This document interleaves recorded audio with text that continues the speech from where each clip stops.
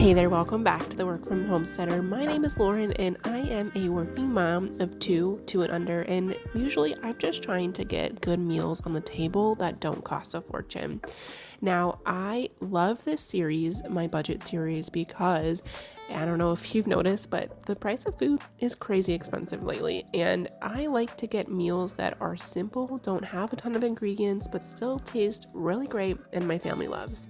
So we're going to get started with tortilla de patata. Now, this only has a handful of ingredients, and this is something that I learned how to make when I was in Spain. Now, when I was in college, quite a long time ago, we ate this almost all the time, and it is so simple to make. So you're going to start with slicing potatoes really thin and putting them in some sort of fat. So I chose bacon grease and butter. Traditionally, you would use olive oil. I don't typically keep that in hand, so I just use what I had, but certainly if you have that, go ahead and use that. You just want to make sure that it's some sort of oil and that it cooks the potatoes. Now we're going to cut up some onion and we're going to just dice it so that they're still long, and they will cook nice with the potatoes. And you could certainly dice them if you want, but texturally I think that the longer ones are better, and it's just a little bit more simple to do as well.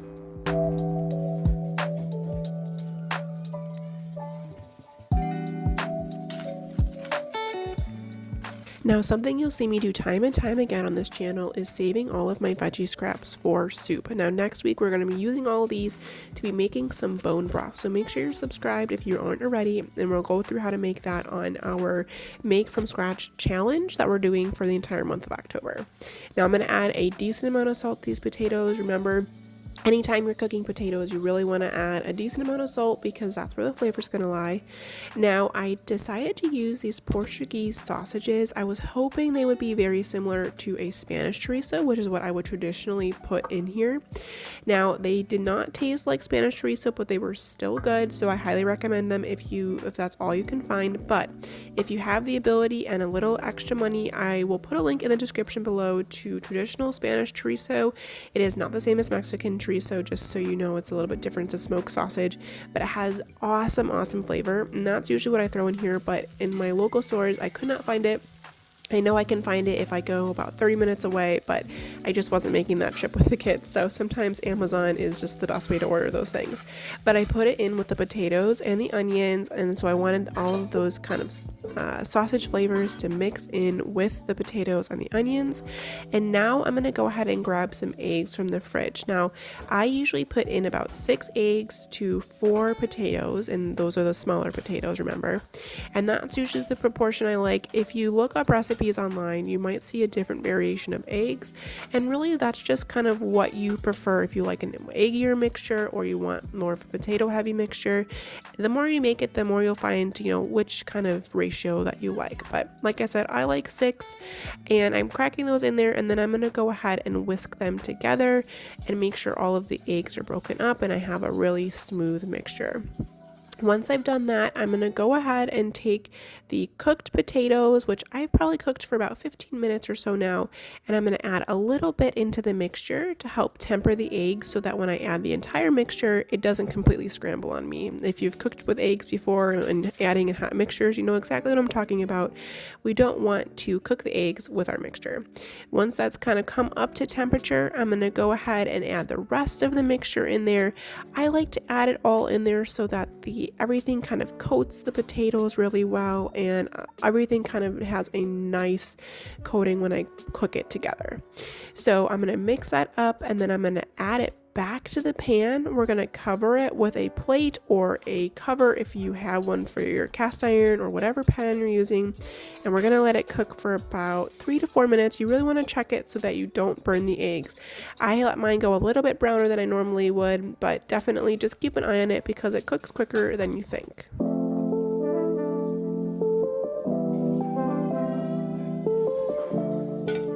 While the tortilla is cooking, we are going to go ahead and make a quick aioli. Now, I know this seems a little bit intimidating if you haven't made something like this before, but it is so quick and easy, I promise you.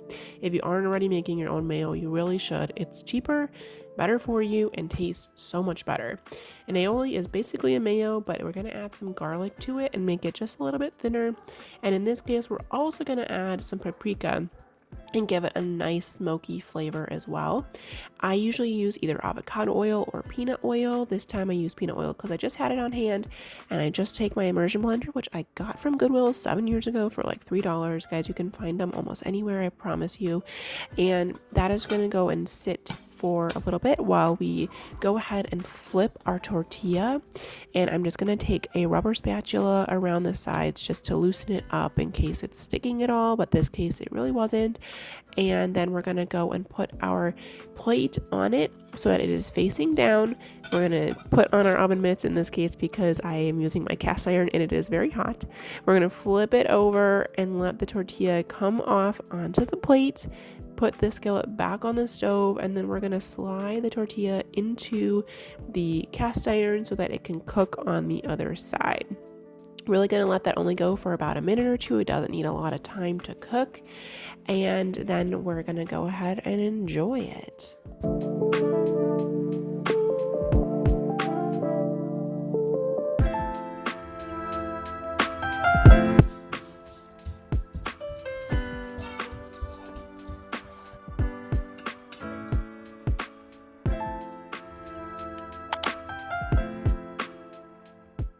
All right, so up next is this really delicious caramelized onions, ground beef, and rice. And truly, that's almost all of the ingredients. Now, it might sound super simple, but do not pass up on this recipe because this was hands down probably my family's favorite. My husband talked about it like a few days later about how good it was, and it was just so easy to put together. The only thing that you really need is a little bit of time to make the caramelized onions, but you can always do that ahead of time on a weekend if you're short on time on the weekdays. But we're gonna go ahead and chop up about an onion and a half, a little bit more if you really want it super oniony, and we're going to cook it low and slow with an entire stick of butter. Yes, an entire stick, because it really does add the flavor.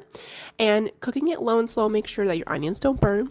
Once they're cooked, and I would say this takes about 25 to 30 minutes, we're going to take them out and put them in a bowl, and we're going to add in all of the ground beef. Don't forget to take out the butter. We don't want it to burn when we add in that ground beef. And I just did a pound, but again, if you're making this for a larger family, just make sure you double the portion size, because trust me, this is going to get eaten up really quickly. Now, my key to a really good flavorful ground beef is cooking it, and so that you have nice char on it. So you want to make sure you're not moving it around too much. I added a little bit of Worcestershire sauce in there. I added in the rice and the onions, and then I mixed it up, and a little bit more Worcestershire sauce in there as well. And you guys, it was that simple, really, truly. This seems like such a simple recipe, and it really is, but the flavor is there. Let me tell you guys, honestly, give it a try. If you do, let me know in the comments, because it was truly probably one of my favorite dishes this week.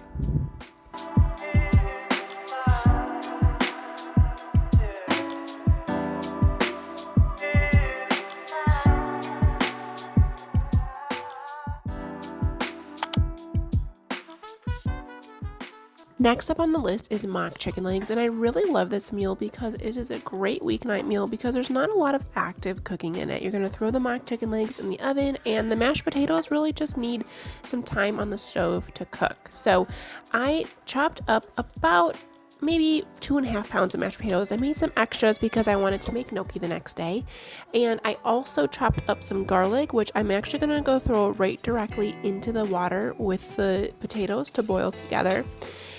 And then I'm going to go ahead and take a pan out. I already had the oven preheated at 400, and I thawed these the night before. We actually made these from scratch. I'm going to show you some video in a little bit about how to make these, but it is really simple. If you just get an entire pork butt, you grind it up, and you form them into the patties, you can make a bunch of these at once for really inexpensively, especially if you can find the pork butt on sale. So here's some video of us making it earlier this summer. We had a bunch of us working together to do it.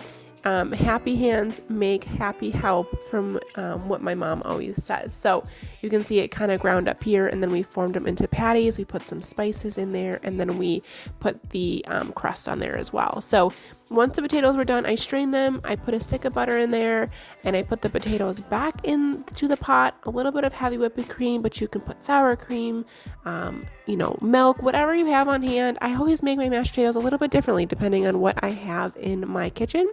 I used my immersion blender to blend it all up, and these are the potatoes. This is what the mock chicken legs look like when they were all done, and this made such a great hearty meal with really nice leftovers. So if you love this video, go ahead and hit subscribe. I make content like this every week, and soon we'll be having a challenge of cooking from scratch all month long, so I'll have a ton of videos coming up, and we're also going to have a cookie video coming up soon.